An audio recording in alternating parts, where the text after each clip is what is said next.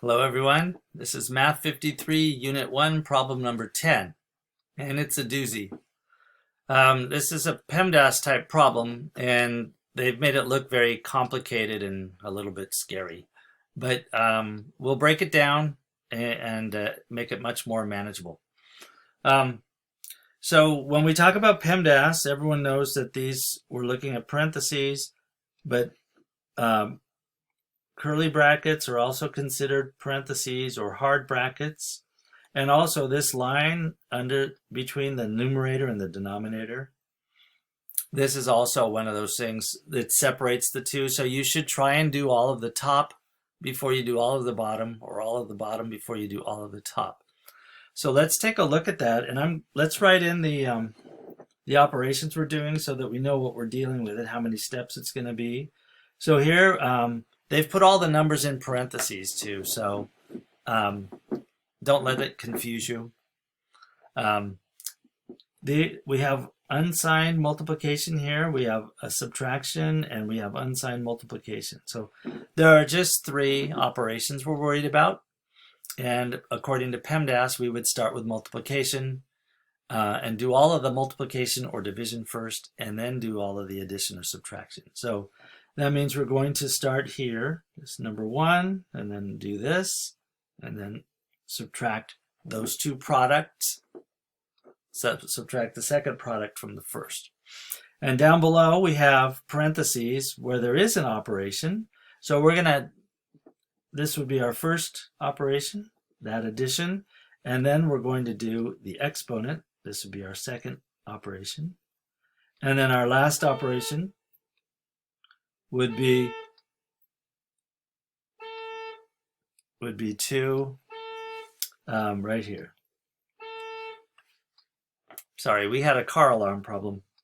Okay, so I've written in the numbers for the operations, and we can go ahead and do those. Let's take a look at the first one. We have 2 times -3, so the signs are different. We're going to have a -6, and then we have -4 times -5, so they're both negative. That gives us a positive, so we're going to have +20.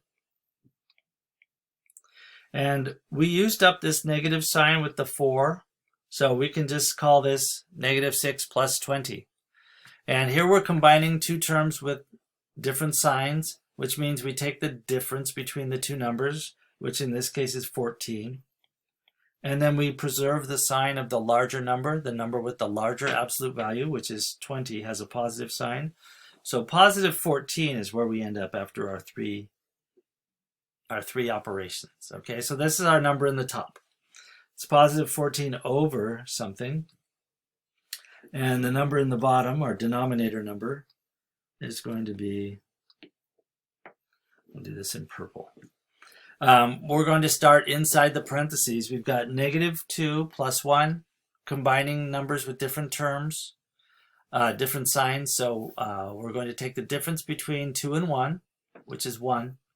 And then the sign of the number with the larger absolute value is 2. 2 is bigger than 1. So we're going to keep that negative sign on our answer, which was 1, and we get -1. And then we're going to square that, and then we have 2 times that product, okay? So we're going to go to the exponent, and -1 times -1 is 1, right? Because two negatives, you multiply two negatives together. That's a 1, and then that's multiplied by 2, and 2 times 1 is 2. So our denominator is 2, our numerator is 14.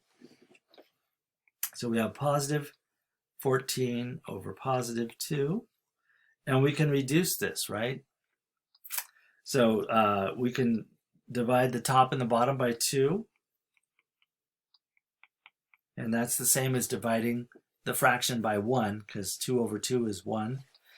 And that gives us 7 over 1, and 7 over 1 is equal to 7, because it's just saying 7 divided by 1. Oops, I'm running off of my page. Let's see. I don't know if I can do this on the fly. Oh yeah, okay. Oops. Not really. Okay, anyway. So here's the rest of the problem. 7 is our final answer. And so this is this whole thing simplified comes down to just 7. Okay. So it's kind of, if you like puzzles, this is an interesting one to try. Go ahead and try a practice one or use the links to work on this at Khan or WAMAP.